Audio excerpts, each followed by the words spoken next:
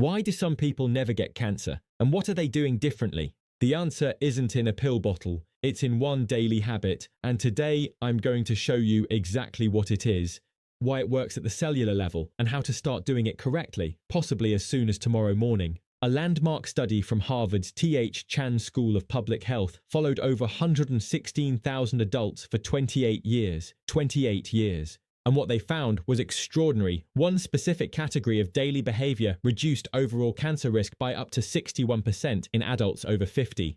61%. That is not a chemotherapy drug. That is not a supplement stack. That is a lifestyle pattern. And the single most powerful component of that pattern, the one habit that outperformed everything else, is what we're going to focus on today. I want you to leave a comment right now. How old are you, and has any doctor ever sat down with you and talked about cancer prevention? Here is the fundamental problem with how we approach cancer after 50. We wait, we do annual screenings, we monitor, and by the time something shows up on a scan, by the time there is something to detect, that cancer has often been quietly developing for 5, 7, sometimes 10 years. The system is built around early detection, but what I want to talk about today is upstream, the biology that happens years before any scan. First, your DNA repair enzymes slow down. The molecular machinery that identifies and corrects copying errors in your cells loses efficiency by approximately 30 to 40% between ages 50 and 70. Errors that would have been caught and corrected in your 30s now slip through. Second, your immune surveillance weakens. Your natural killer cells, the white blood cells whose entire job is to patrol your body and destroy abnormal cells before they multiply,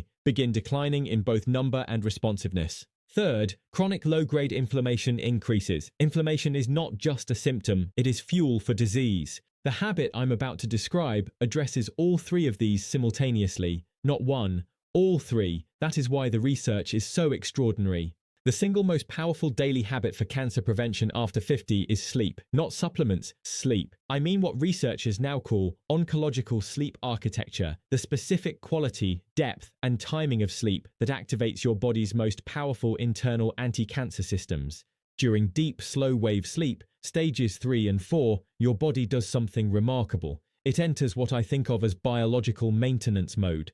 The factory closes, the cleaning crews come in. Your brain activates what is called the glymphatic system, a waste clearance network first described by researchers at the University of Rochester in 2013. It uses cerebrospinal fluid to physically flush toxic proteins and damaged cellular debris from your nervous system. Think of it as a power wash cycle that only runs when everything else is shut down. During these same deep sleep phases, your body produces its highest concentrations of melatonin. Now, most people think of melatonin as just a sleep aid, the little gummy you take before a long flight. But in clinical research, melatonin is understood to be one of the most powerful endogenous antioxidants known to science.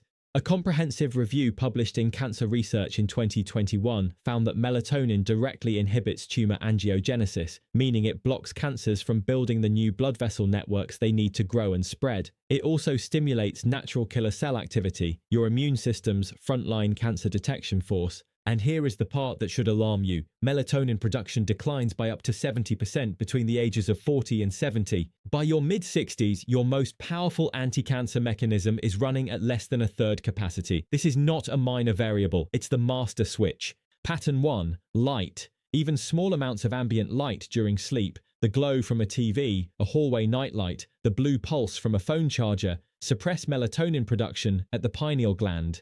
This effect is more pronounced after 50 because the aging pineal gland is more sensitive to light disruption. Your room needs to be completely, aggressively dark. Pattern 2. Temperature. Your core body temperature needs to drop. The range of 65 to 68 degrees Fahrenheit is optimal.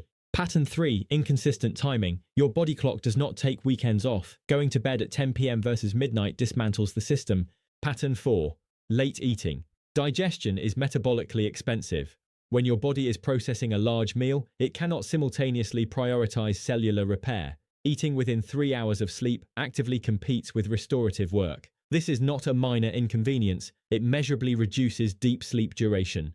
Pattern 5. Screens. You've heard this before, I know, but the mechanism is worth understanding. The blue wavelength light from phones and televisions signals to your suprachiasmatic nucleus that it is midday. It delays melatonin release by 90 minutes or more. For someone who is already producing 70% less melatonin than they did at 40, that delay is devastating. The good news is that every single one of these is correctable. Tonight, here is what I call the sleep recalibration protocol. 1. Set a fixed bedtime and wake time, ideally lights out by 10 p.m., same time every night, including weekends. 2. Make your room completely dark. Blackout curtains. Cover every LED indicator. Put your phone face down in another room. If you need to use the bathroom during the night, do not turn on bright lights. Use a dim red nightlight, which has the least impact on melatonin. 3. Lower your room temperature to 65 to 68 degrees Fahrenheit. If this isn't possible with your thermostat, a cooling mattress pad is a worthwhile investment. The temperature signal is that important. 4. Stop eating by 7 p.m. If you're targeting a 10 p.m. bedtime, that gives your body 3 hours to complete digestion before the restorative work begins. 5. No screens after 8:30 p.m. Replace that time with something analog. Reading physical print, a gentle conversation, light stretching. This is the 90-minute window your melatonin system needs to begin its ramp-up. At approximately 8 p.m., drink 4 ounces of tart cherry juice. It's one of the few natural sources of melatonin precursors. One of my patients, a 71-year-old retired nurse, had been sleeping only 5 hours a night. Her immune panel showed suppressed activity. At her 3-month follow-up, her natural killer cell count had increased by 47%. Her oncology team called it exceptional. She told me she hadn't slept that well since her early 40s. Now here is what makes sleep even more powerful. It's dramatically amplified when combined with morning sunlight exposure. Within 30 minutes of waking, get outside. No sunglasses. 10 to 15 minutes of natural morning light exposure directly into the eyes. You don't need to stare at the sun. Simply being outdoors in natural light is sufficient. Here is why this matters so much. Morning sunlight is the primary signal that sets your circadian clock. It triggers a cascade. Cortisol rises appropriately, body temperature increases, and critically, it begins the countdown timer that determines when melatonin will be released that evening. When you anchor your morning with light and your evening with darkness, you create a strong contrast directly correlated with protection. You are not too old for this. The research does not have an age limit. Your body retains a remarkable capacity to defend itself. Sleep is not a luxury. For adults over 50, it is the most important cancer-protective behavior in your daily life. Full stop. The studies I've referenced are linked in the description below. If this video gave you value, please subscribe.